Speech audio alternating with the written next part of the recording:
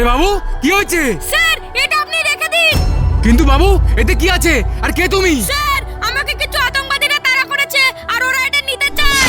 কিন্তু বাবু এতে কি এমন আছে? স্যার এটা আমার বাবার দেওয়া একটা স্মৃতি, আর আমার বাবাও একজন ফৌজি ছিলেন। ফৌজি ছিলেন? কি নাম তোমার বাবার? স্যার এখন অত কিছু বলার সময় নেই, আমাকে এক্ষুনি যেতে হবে।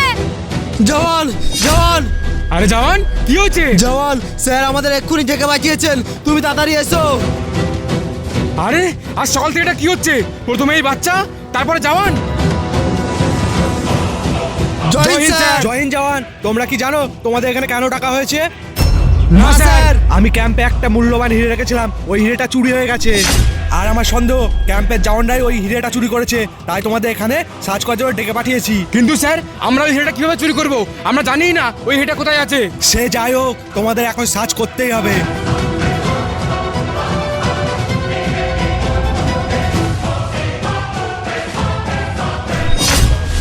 স্যার আপনি আমাকে ভুল বুঝছেন। কি ভুল বলছি?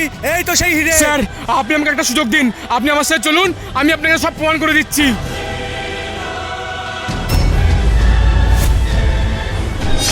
স্যার এই সেই বাচ্চাটা, এই আমাকে হিরেটা দিয়েছিল। ও আচ্ছা, সেটা এখনই প্রমাণ হয়ে যাবে।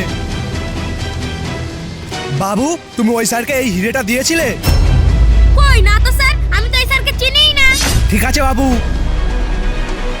জওয়ান তোমাকে চুরি পরে ক্ষমা করে দিতাম, তুমি যে মিথ্যা কথা বললে তার জন্য তোমাকে সাসপেন্ড করলাম। স্যার আপনি আমাকে 1 ঘন্টার সময় দিন, আমি সত্যিটা প্রমাণ করে দেবো।